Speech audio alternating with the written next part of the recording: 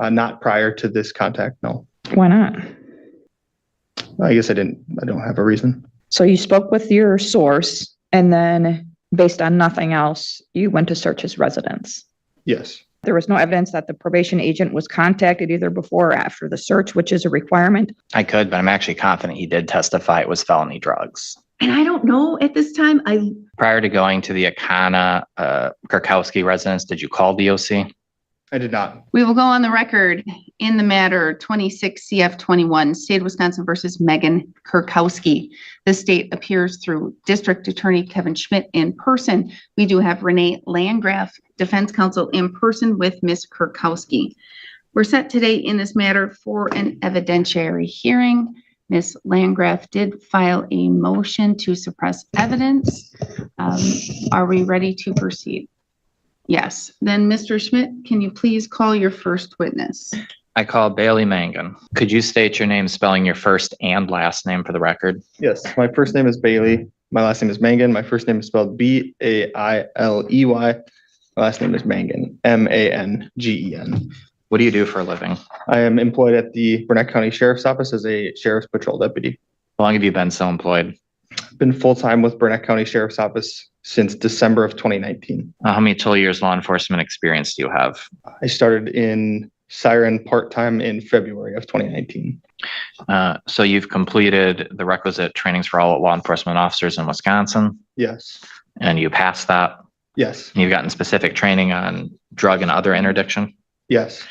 On February 26, 2026, did you meet with a confidential informant? I've met with a source of information. Yes. Okay. Did that informant give you any information about a subject named Hawaiian Eddie? Yes. What did they tell you? During my contact with that source of information, they provided information about a male who they used a nickname of Hawaiian Eddie. That source provided information that that male was selling firearms or guns. They also used the term dabbling in other things as well. Did she observe any of these gun sales? They did observe the gun, yes. What did she say about a gun she saw? The source of information stated that they had been at a residence and observed a handgun and had also seen the handgun, and also spoke to the person who purchased the handgun as well. Did the source say who sold the handgun? Yes, the source indicated that the male that she described as used the nickname Hawaiian Eddie sold the handgun to Brian Nelson. And did this person say how much the gun was sold for? The person provided information that the gun was sold for $150. Did the sale include ammunition? Yes. Was the firearm operable? The source indicated that they observed or they had seen the gun be fired after it was sold. How were you able to figure out who Hawaiian Eddie was? I had shown the source of information a photo of Edwin Akana during my contact with them. Did they confirm that photo was Hawaiian Eddie? Yes. Why did you think to show a photo of Edwin Akana with that description of Hawaiian Eddie? I had known from previous contacts that Mr. Akana had a long middle name that I guess in my opinion could be construed as Hawaiian. Did this meeting with this source elucidate information about other issues not related to Edwin Akana? Yes, several other topics were discussed. And was the information about other topics accurate?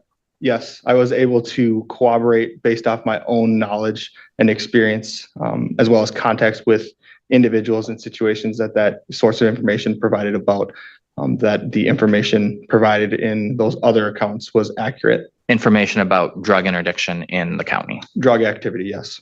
Okay. What did you do after you got that information? I did some, I guess, checks. I confirmed that Mr. Akana was on active supervision or active probation out of the state of Wisconsin for felony-related drug charges. I also, in that same check, confirmed what I had already known about, that Mr. Akana was living with Mangan Krakowski on Alden Road in the village of Siren. I guess before I move on too quick, did the source say when this gun sale happened? Yes, they described the gun sale happening about a week prior to my contact with the source. Okay. So after you confirmed the address with DOC and the type of supervision, what did you do next? It was Later in the day, I responded to the residents on Alden Road. So the same day you got the information from the source. Yes. What'd you do when you got there? I attempted to make contact with Mr. Akana at the front door of the residence. At the front door of the residence, I actually made contact with Ms. Krakowski. Did Ms. Krakowski, what did you talk about with Ms. Krakowski? I explained the, I guess, basic reason why I was there and that I was looking to speak with Mr. Akana. I told her that I knew that Mr. Akana was living there.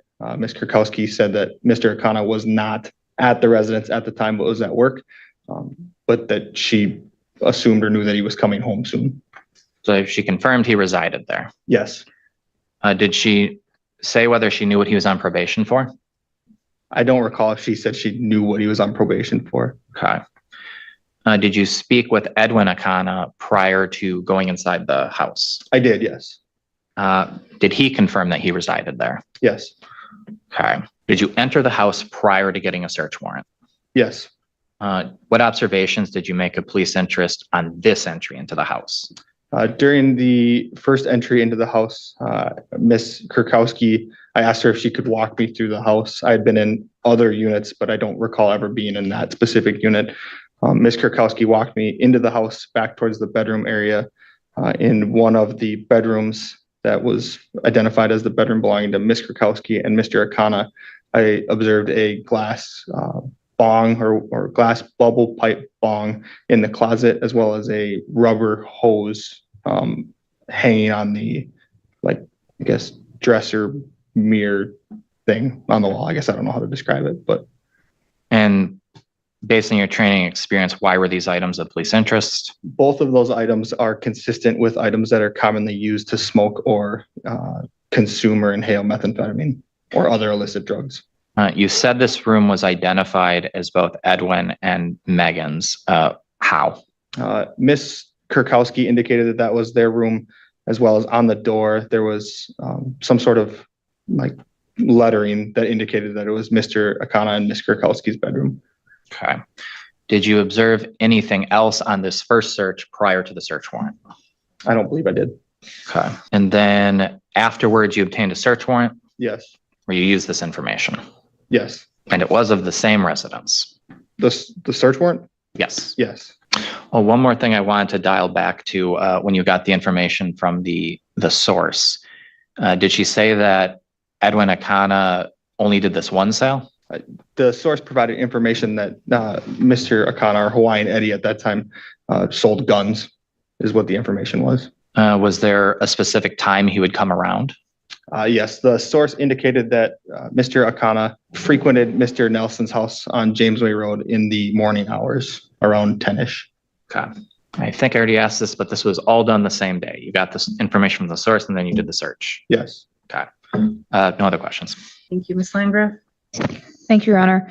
Deputy Mangan, you mentioned the name Nelson, and that is the person that allegedly bought the firearm from Hawaiian Eddie. That would be his last name, yes. Okay. Did you speak with Mr. Nelson? Not prior to this contact, no. Why not? I guess I don't have a reason. Did you have any other corroborating evidence, text messages, pictures, anything other than the source of information telling you this? About the firearm specifically? Yes. No, I did not. So you spoke with your source, and then based on nothing else, you went to search his residence. Yes. And what were you looking for this Act 79 search? Yes. With the source's information that Mr. Akana, or again, I should say Hawaiian Eddie, because he wasn't identified at that point, but that he sold guns was the information that the source provided. And did the source say anything about selling firearms out of his residence? No. Did the source say anything that my client would have been involved in any way? There was no mention of Ms. Krakowski in the actual firearm sale, no. And you had searched Mr. Akana's vehicle prior to going in the house? I don't believe we searched the vehicle. I know that he offered consent. I don't recall if the vehicle was searched prior to going in the house, but he was adamant that he offered consent to search his vehicle. And there were no firearms located? Correct. Nothing further? Redirect. No. Right, may step down. Thank you. Any witnesses, any further witnesses? I see none. Not from the state. Any witnesses, Ms. Landgraf? No, Your Honor. All right, Mr. Schmidt, argument. I have kind of a tiered argument here, so I'll start first with the first layer. So for Act 79, the standard is reasonable suspicion. That is all that's needed. Deputy Mangan had reasonable suspicion. He had a source who he testified to gave him accurate corroborating information on other similar cases, showing her trustworthiness and reliability.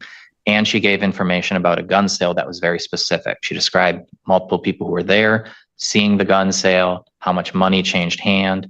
He sells multiple guns. This was enough information for Deputy Mangan to have reasonable suspicion Edwin Akana sold a gun, and furthermore, that he had done so multiple times.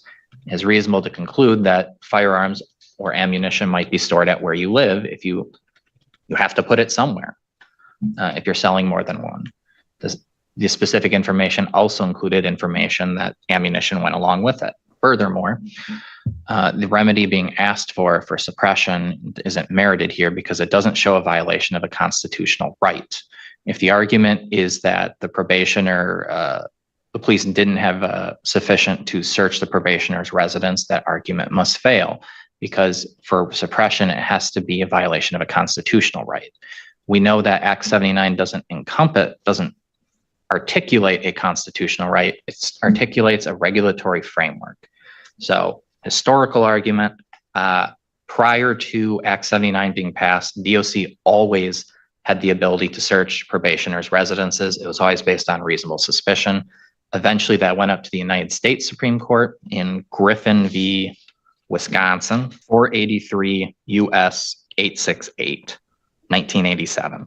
There, the United States Supreme Court commented that probationers enjoy less degree of constitutional protection. They have less of an expectation of privacy because there's a very compelling state interest in having a watch over probationers. Subsequently, the United States Supreme Court in U.S. v. Knights, 534 U.S. 112, year 2001, as well as in Sampson v. California, 547 U.S. 843 in year 2006, would subsequently hold that even when a court or a law allows search of probationers for any reason at all, even if you don't have reasonable suspicion, it does not violate the Constitution. They just don't enjoy that right.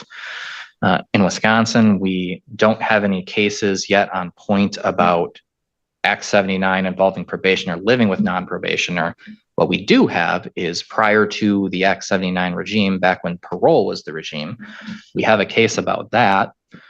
That was State v. West, 185 Wisdot 2E 68, year 1994, in which our Supreme Court held that searches of parolees' residences over the objection of a non-parolee living in the apartment are constitutional and do not result in suppression. They said that to hold otherwise would effectively eviscerate the ability to search parolees at all because they could just live with a non-parolee. The court even went further and said that even if procedural requirements of the search warrant are not met, this does not automatically result in justifying the exclusion of resulting evidence. They said suppression of evidence must come as a result of a constitutional requirement, not a procedural one, and that not every procedure embodies a constitutional requirement. Which brings me to one of the things listed in the defendant's motion is they argued the search was arbitrary. It was not. The court heard the specific information. Deputy Mangan acted on it immediately. Even if the court held that it was arbitrary or capricious or harassing as the statute prohibits, that would not be a basis to suppress based on State v. West. Those are not constitutional requirements. In fact, you don't really see those terms in the suppression jurisprudence. You see those more in the lawsuit against the police jurisprudence, which is why Act 79 didn't include a remedy of suppression for a violation of those requirements. So to sum up, the state's argument is there's obviously reasonable suspicion. It was recent specific information from a source that also had other corroborated information. They acted on the same day, which shows it wasn't arbitrary or harassing or capricious. It was acting on information from a source. The remedy of suppression isn't appropriate here unless if the court finds that constitutional right was violated, and based on what's been adduced, that isn't the case because it heard that Edwin Akana is a probationer. He was definitely residing there. Probationers just don't enjoy those rights. The arbitrary, capricious harassing, that didn't happen. It wasn't done in such a manner In fact, the court heard Megan Krakowski led Deputy Mangan through, showed him the space. It was a shared space even between Edwin Akana and Megan Krakowski where the evidence was found. Nothing arbitrary, capricious, or harassing about that. If anything, it was pretty friendly. Furthermore, even if that standard the court held it wasn't met, that doesn't result in suppression. Finally, I would do as a final argument, the court heard that a search warrant eventually happened in this case. They searched the house as well. That search warrant included language from the source of information about the gun sale. The state would argue that that information on its own, even if you sever out the drug and drug paraphernalia found on the Act 79 search, was sufficient for the search warrant, and that is another basis to hold in favor of the state. Thank you. Ms. Landgraf? Thank you, Your Honor. The evidence was lacking for Act 79 search. There was no evidence that the probation agent was contacted either before or after the search, which is a requirement. Also, although there was testimony that he was on probation, there was no evidence on what he was on probation for. It must be a felony offense or under certain misdemeanor chapters. None of that was testified to. So I think the state's argument fails. And Well, that's easy to cure. It can be, he can motion right now to reopen. Court can say, yep, he can go and get it on. And that one's easy to cure. Anything else? no, All right. I'm going to guess you're going to ask the motion to reopen. I could, but I'm actually confident he did testify it was felony drugs. And I don't know at this time, Ms. Burhow is an amazing court reporter, but I don't get to have real time when I have somebody who is not in my courtroom. Usually I have real time. So I don't know. I knew, and I can just say, I know what Mr. Akana is on probation for. I'm the one that sentenced him and sent him to prison. So I'm well aware of that, but you may be confident, Mr. Schmidt, but I don't know. So if you would like to, if you are going to ask to reopen, I don't know, because that probably could have went right over my head because I know I sent him to prison. So. I'll just call the officer then if the court doesn't All remember right. either. Deputy Mangan, you are still under oath. Please come forward. Just have a seat. Mr. Schmidt. Prior to going to the Akana Krakowski residence, did you call DOC? I did not. How did you confirm the supervision status? During those checks that I testified to, one of those returns that we get when we run a check of somebody is a DOC return. The DOC return provides information on demographics of the probationer, as well as address, date of birth, those such things, as well as the offenses that they're on supervision for. The offenses that Mr. Akana was on supervision for were felony level drug offenses. Okay. And that's also the same return that said where he lived. Yes, his address is on that return as well. Okay. That's all. All right. Any questions? no, You may step down. Thank you. Any further argument, Ms. Landgraf? no further argument, Your Honor. I was provided with some of this additional information. Part of my motion was that I didn't have any information about why the Act 79 search was done. And I did get a report from the DA's office on Friday emailed to me. It was heavily redacted. I'm going to guess that would be the information source. Source of information. I may have. I actually don't have the source of information, and I don't think my client's entitled to that because that's not her accuser. That is Eddie's accuser. So I know that we're not entitled to that, but I did want to inform the court. Like I did get additional information on Friday, but It was last minute. Yeah. Before this. So I understand. Okay. Any rebuttal? No rebuttal. Just, I apologize for getting that to you last minute. I knew what the content of the information was, but I didn't know until last week there was a written version of it. So that's why I tried to get it to you as soon as I got it. All right. Okay. Well, I have heard the testimony of Deputy Mangan here today.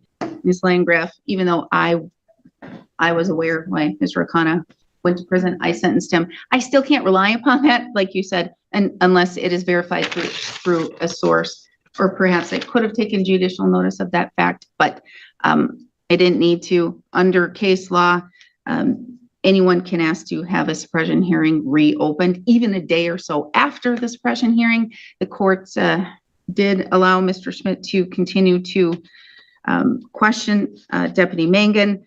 The court did receive a lot of information regarding that search and what led to the desire to perform that search.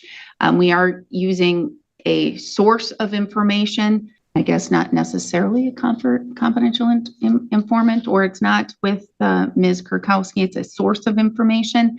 And here the source of information, as testified by Deputy Mangan, has proven to be reliable in the past, that there was a basis of knowledge of that source of information, personal knowledge, that individual was present at that time of the alleged sale of the firearm between Mr. Akana, Hawaiian Eddie, and this other guy, Nelson.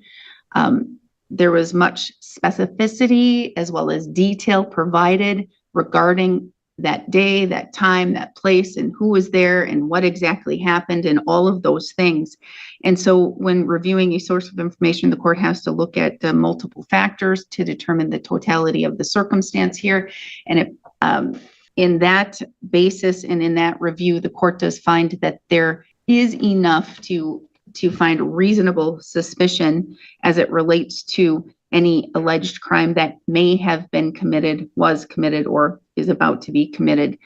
And in further, as it relates to an Act 79 issue, that in Act 79 is stated by Mr. Schmidt with U.S. Supreme Court cases, and then an older Wisconsin case as it relates to parolees, that there is such a reduction and lesser degree of constitutional rights as it relates to probationers. Therefore, that would give the ability for Deputy Mangan to be able to do a search. Mr. Akana stated he lived at that residence. Ms. Krakowski stated that she lived at that residence.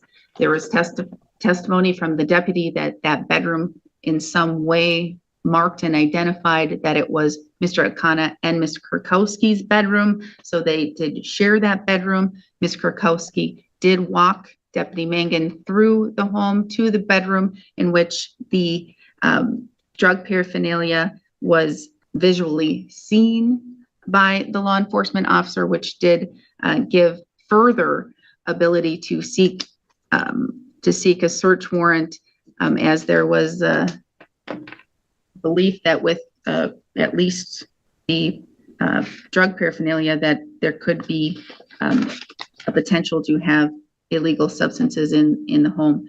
Therefore, based upon all of that information, there was sufficient evidence to, there was enough reasonable suspicion to do an Act 79 based upon the information, and there was sufficient evidence included in the search warrant to have the search warrant granted. Therefore, the court is going to deny the motion for suppression.